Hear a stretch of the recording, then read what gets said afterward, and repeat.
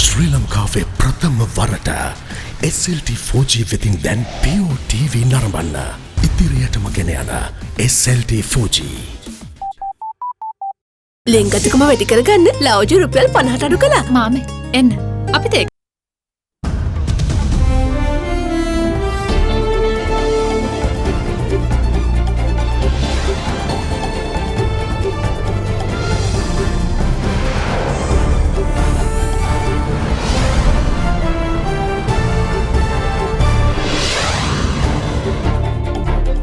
In your headlines tonight, welcome reprieve.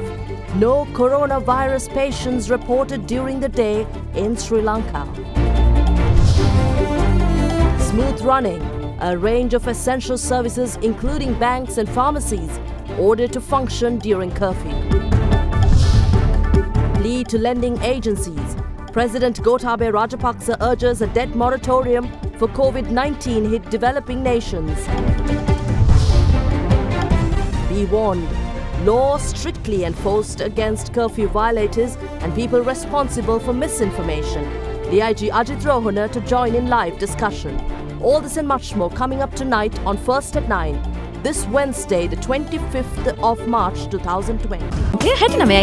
SMS කර රුපියල් මිලියන 3ක මුල්තැන්ගේ උපකරණ දිනාගෙන අවුරුද්දෙම 100 time save කරගන්න. From AdaDerana, this is AdaDerana First at 9. Live from Studio 24 in Colombo. A warm welcome to your English news service on AdaDerana 24. I'm Indivari Amwatha. Sri Lanka had a welcome relief today from fears of COVID-19 with no new detections reported during the day. There was more good news as yet another patient walked out of the hospital today after making a complete recovery. Moreover, another batch of people who were under observations at quarantine centres also went home upon successful completion of the process. Although 2% of COVID-19 patients show symptoms early on, for 98% of patients, it takes up to 11 to 14 days for symptoms to manifest after contracting the virus. As such, 23,000 persons are directed for self-quarantine under the observation of public health inspectors, the police and the army, with intelligence units also surveilling them as well as those who came into contact with them. What's more, intelligence units are also following up on 3 locations where there were mass congregations of people as well as 4 incidents. The first of which is the big match worked off between the Royal College Colombo and St Thomas's College Mount Lavinia between the 12th and the 14th of March. A spectator of the match was later diagnosed with COVID-19 and the window for those who came into contact with him to show symptoms of the virus closes on the 28th. The second incident is the prayer session conducted at the Jummeh ul Alfar Mosque in Colombo on the 13th of March. The attendees of the session were informed to self-quarantine for 14 days and that period also ends on the 28th. Meanwhile, the mass worked off at the Philadelphia Church in Ariale of Jaffna on the 15th is also under scrutiny. The 14-day window for those who attended the mass to show symptoms of COVID-19 closes on the 29th. The fourth incident of mass congregation of people under scrutiny is the mass conducted at the Red Masjid Mosque in Colombo on the 20th of March. Any attendees who may have contracted COVID-19 should show symptoms by the 3rd of April. As a result of these incidents, the intelligence units consider the coming 10 days as a crucial period. In the meantime, 252 persons are under observation at 21 hospitals, which include 3 foreign nationals. As things stand, 88 confirmed COVID-19 patients are being treated at the National Institute of Infectious Diseases in Angola. 10 more are treated at the Valikanda Base Hospital, while 1 patient is being treated at the Mulleriava Base Hospital. Meanwhile, a COVID-19 patient who was being treated at the National Institute of Infectious Diseases in Angola was discharged today after making a full recovery. Health authorities say that 2 of the 5 foreigners who were hospitalized are also discharged. Yesterday, 5 more COVID-19 cases were diagnosed and 2 of them were identified at quarantine centres, while the other 3 are from Colombo, Kalutara and Putlam districts. සෞඛ්‍ය අමාත්‍යාංශය විසින් කලින් ඉඳලම ගුවන් තොටුපළෙන් පැමිණි අය පසු දින 14කට පසු විපරම් කිරීම සිදු කරනවා.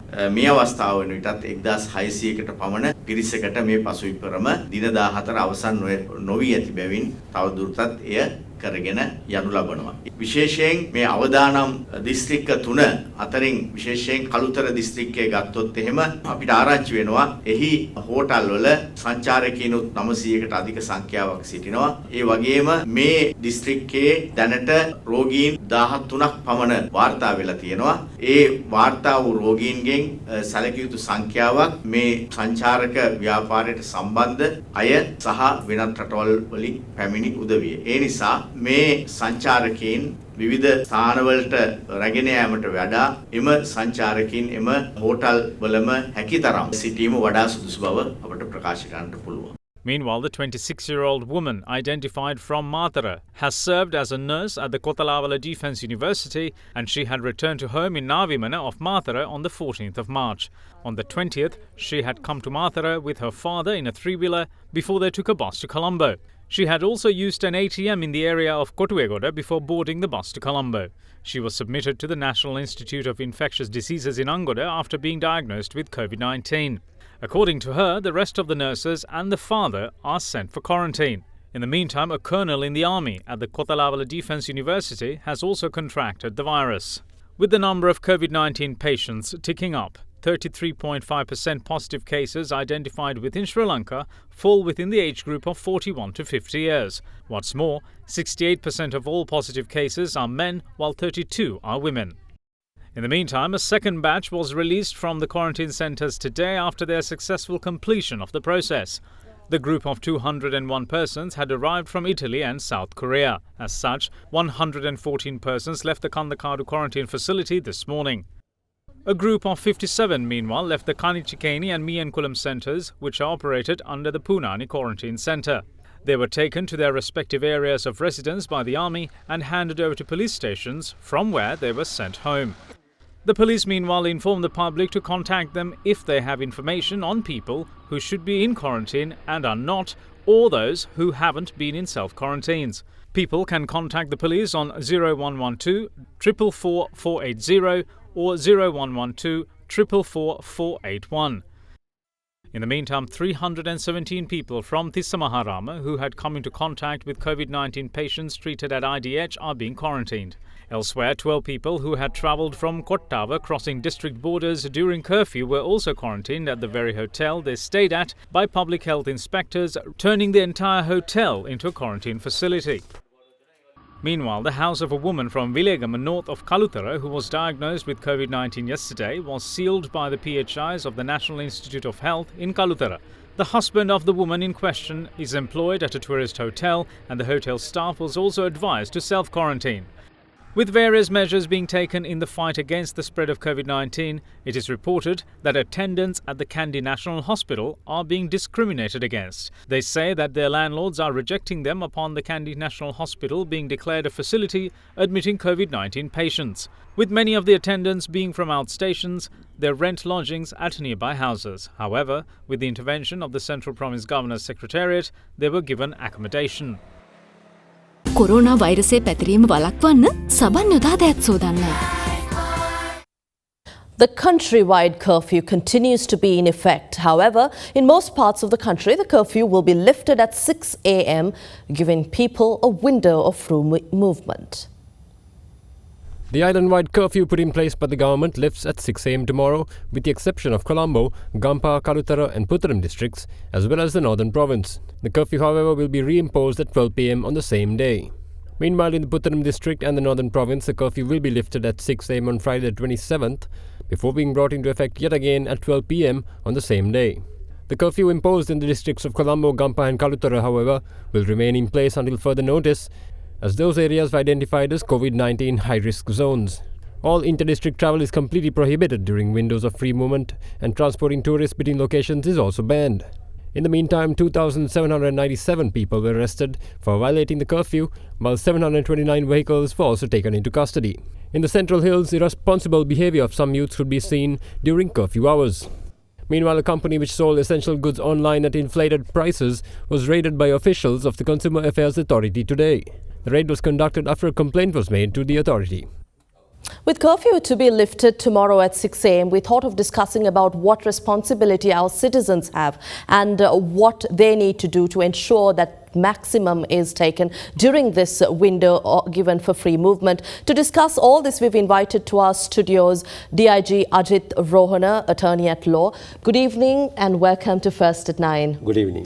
DIG Ajit Rohana, I think under the quarantine law, the police is ensuring that the curfew is implemented to the letter.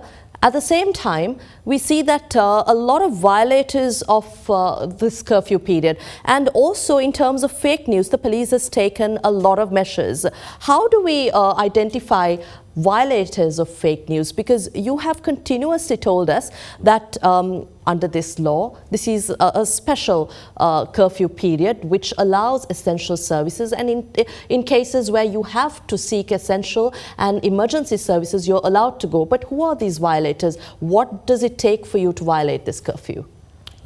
Actually, I'm in respect of fake news.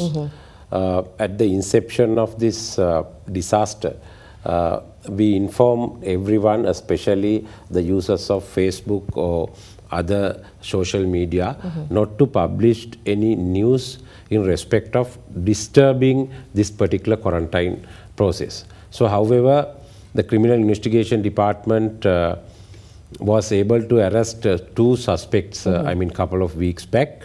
But yesterday, we arrested the suspect and who had published fake news in his Facebook address, and it was mentioned that 10 deaths in respect of COVID-19 had occurred in Sri Lanka, but government does not divulge the truth. Right. So that was the news. And accordingly, I mean, our main investigation bureau is the Criminal Investigation Department. Right. We have a special unit, so they arrested the suspect. But unfortunately, you know, after the arrest, we recorded the statement.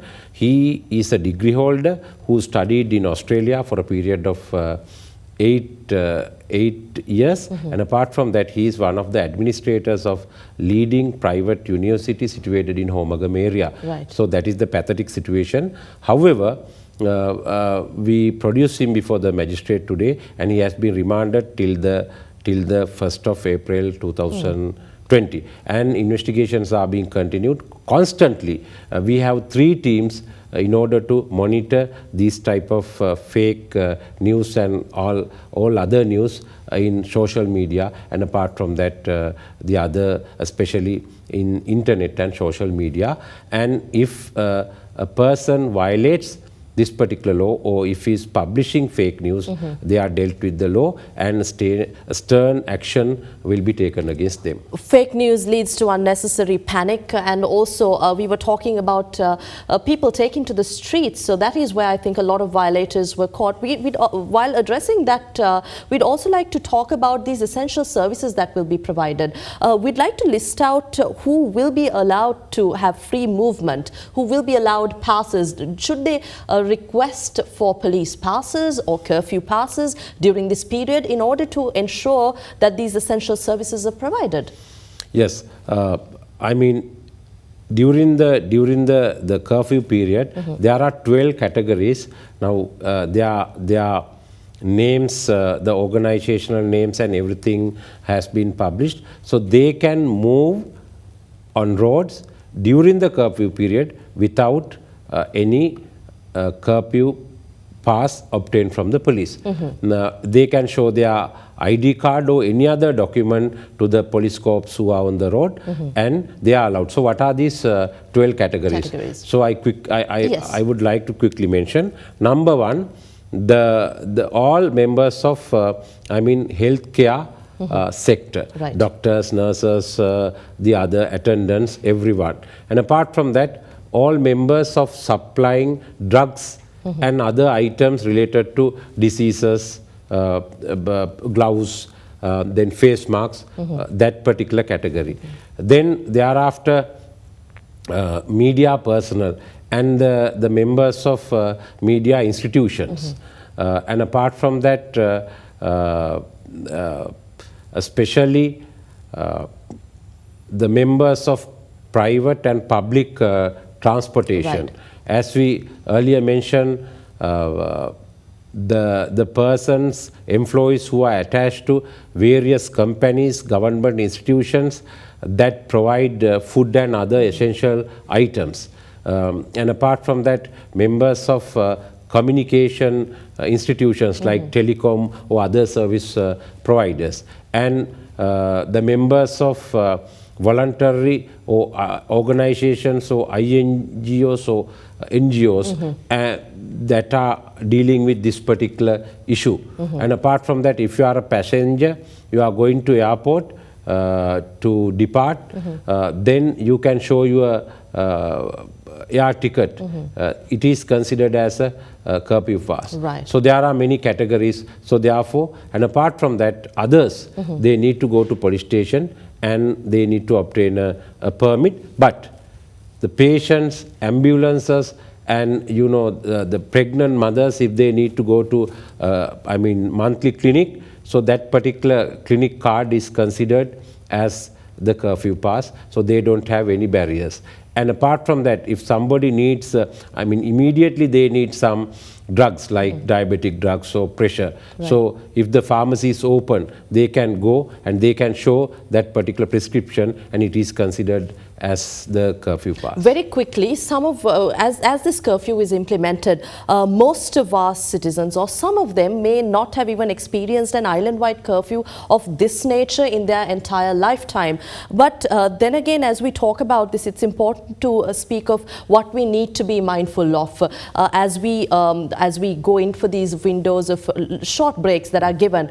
But the key concern is, how long will this continue? Do you have an indication of what the government is thinking, how we are going to manage this situation? Yes, we understand there is a massive health crisis, but again, the question that the people have. So the question number one, how long it is being continued? So how long? It depends on the behavior and the conduct of the general public of the country. So if they are going to adhere with these rules and regulations, quarantine law, so definitely we believe that within a period of 2 weeks, 3 weeks time, I am not an expert on that particular area, but medical experts say that, so we would be able to come to a good situation. But if the conduct or the behavior is very bad, or if they behave in indisciplined way, so it is continued. And apart from that, so what is the role tomorrow? There are certain areas that the curfew is going to be lifted. If there are persons in that particular areas, if they are on quarantine process, so they cannot go. Their family members cannot go out. Right. They should stay at home as it is, but we know that they have some, essential requirements. Then they need to contact their friends or relatives. Through them they can get essential items or other things. So otherwise they can call 119, so we can help them. But others, so it should be emphasized that, lifting curfew is not given a blanket approval to anybody to go move here and there. So if you need something, if it is absolutely required, one person from that particular house, he can go out, he can collect essential food items, drugs or any other items, he can come back. So once he reach home, definitely, compulsorily, he needs to wash his hands. And apart from that, so when you are going with somebody, then now the curfew has been lifted, okay, now the time is 6:30, so brother come, sister come, then if they all go on a three-wheeler, or 4 persons, 5 persons, then automatically that process is finished. So therefore, especially we need to emphasize that go alone, at least one person from one family, one house, right. And collect your essential items, collect your drugs, and come back. Thank you very much for your time and that clarity. We had with us DIG Ajit Rohana, attorney at law, joining us on First at 9 to speak about the ongoing curfew situation. We'll take a short break now. අවශ්‍යයි ඔබේ මුළු පවුලම 100% දක්වා විෂ බීජ වලින් ආරක්ෂා කර දෙයි.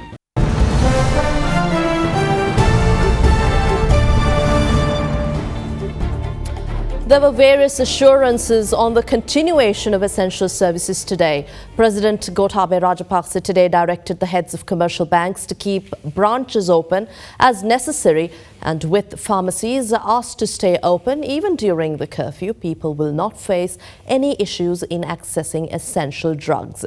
Meanwhile, Satosa has launched a home delivery service of essential items. Availability of domestic gas and fuel are also ensured. President Gotabaya Rajapaksa chaired a cabinet meeting today, with the focus falling on the distribution of essential food items to the general public during curfew hours. The president also issued a directive to the heads of commercial banks to facilitate trade and other essential activities by keeping their branches open as necessary. As the government-imposed island-wide curfew continues, a host of measures were announced in a bid to alleviate any possible inconveniences to the public during this emergency period. Chief among these was the commencement of home delivery services of essential household food items via Lanka Satosa in partnership with ride-hailing app PickMe. Through this service, the public will be able to choose from a list of packages through the app, which will be delivered right to their doorsteps. The new service is expected to reduce public congestion at supermarket outlets and thereby reduce the likelihood of community transmission. The delivery service is currently restricted to the Colombo district, but is expected to expand soon to cover other areas as well. Meanwhile, the Ministry of Health and Indigenous Medicine has instructed the Inspector General of Police to allow all pharmacies to remain open to enable the sale of urgent medication to the public during the curfew period. The Health Ministry also requested the police to allow patients to travel to pharmacies without hassle and to accept patient diagnosis sheets and prescriptions as temporary curfew passes. The Health Ministry has also requested the IGP to allow pharmacy employees and vehicles transporting pharmaceuticals to commute during the curfew. In the meantime, supermarkets and stores allowed customers lining up for purchase to shop even after the curfew was reimposed at 2 p.m. yesterday, following a request by the Acting Inspector General of Police C.D. Vikramaratna. Following the request, the Satosa outlet in Maligawatta was seen serving customers up to 11:30 p.m. last night. Some supermarkets within the Colombo city are also remaining open to cater to the needs of healthcare, defence and essential service employees. Meanwhile, home deliveries of gas cylinders also continued via the country's main gas vendors.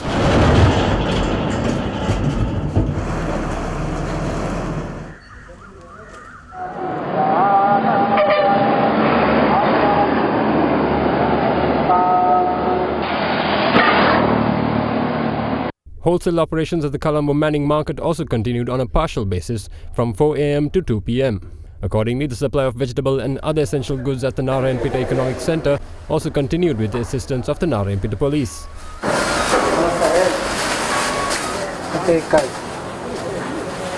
The same was seen at many other economic centres across the country, including the main vegetable distribution centre in Dambulla, which commenced regular operations at 5 a.m. Meanwhile, fuel supplies too commenced as usual around the country, with Minister of Transport, Power and Energy Mahinda Amaravira seen on an inspection tour of the Sipetco facility. In the meantime, the Prime Minister's office warns that those who spread misinformation on the government's program geared to provide people with essential goods will be taken to book. It says that Prime Minister Mahinda Rajapaksa took the decision since there are false rumours being spread on social media on the measures taken with the people's best interest at heart. The PM's legal counsels have also filed a complaint with the Colombo Crimes Division in this regard.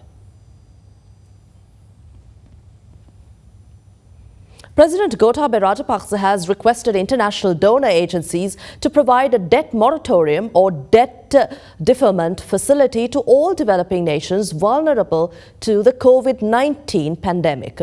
The president had urged Director General of the World Health Organization to forward this request to multilateral and bilateral lending agencies. The head of state has pointed out that the relief would be helpful to manage COVID-19 social distancing, public and social security systems in those countries.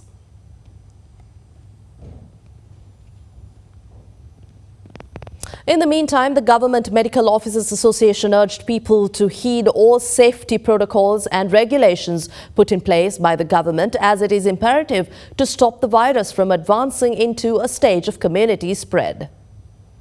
WHO has clearly defined the stages of this disease spread. They have named 4 stages. First stage, where you don't get any cases, and up to January 26, we were there in this first phase. And the second phase will be the sporadic cases. Once we reported the first case after March 11, after the 5-6 days, we have observe sporadic cases within the country. And the third stage is the clusters. Clusters, we can divide it into small clusters and larger clusters. As a country, we are in the stage of home cluster stage, where we get small clusters of or the group of patients. They will be detected within that certain amount of territory. And the next stage will be the larger clusters, and the final or the fourth group will be the community spread. The prevention of community spread of this disease is very important, because once you get into the community spread, the whole scenario will change. Even the WHO is saying that overreaction is better than the delayed reaction. What the WHO is saying, and the Johns Hopkins Institute from America, they have predicted when we diagnose one from the community, there are 8 more undiagnosed cases within the community. That is a very dangerous phenomenon. That is why the WHO today has announced the home quarantine and the quarantine process, and also this social distancing methodology is good for the control of disease. It is a defensive mechanism. Whereas the WHO is recommending, along with this defensive mechanism, you should go for the attacking mode. Therefore, they have mentioned that the attacking mode is the contact tracing. There are around 19,000 cases at the moment we have traced and followed up by the relevant people. Therefore, the contact tracing and the other measures which should be carried out optimally will prevent further spread in the community. But as for the predictions we have made, next 2 weeks will be very crucial for the control of the disease. If you fail in the strategies, like for example, this present curfew, if we lift the curfew for certain amount of days or hours, this process will be broken and our objectives will not be fulfilled. And on the other hand, the people does not respond the decisions taken by the health authorities and the regulations placed by the government, there is a huge risk that we will get a peak of the cases in and around 7th of April. That is a very alarming trend.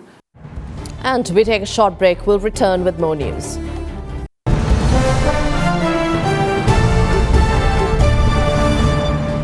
Following the aggressive spread of COVID-19, India imposed a lockdown throughout the country for the next 21 days, which is set to cause hardship to Sri Lankan students staying in university hostels around the country.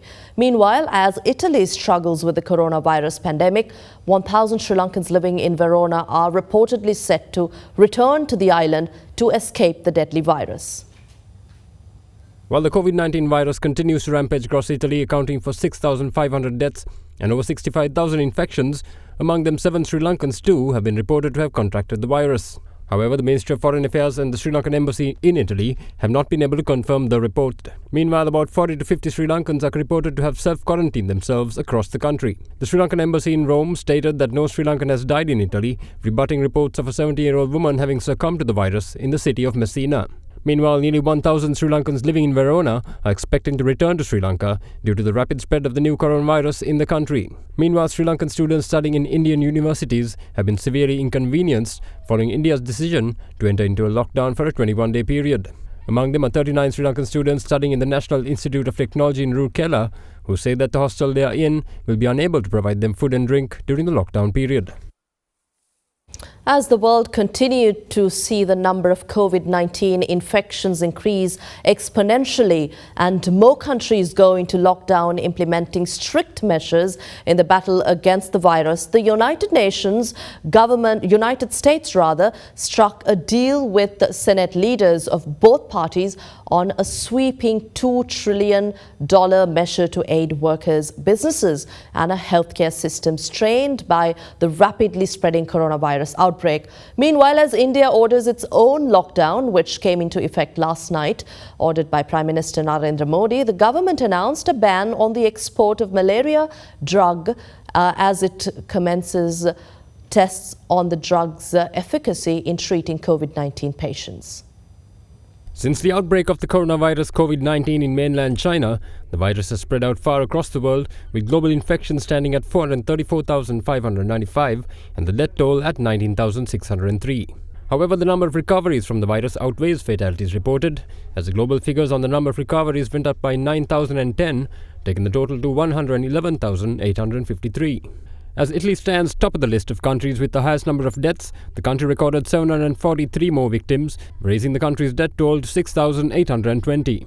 The number of infections in the country rose by 5,249, taking its overall figure to 69,176.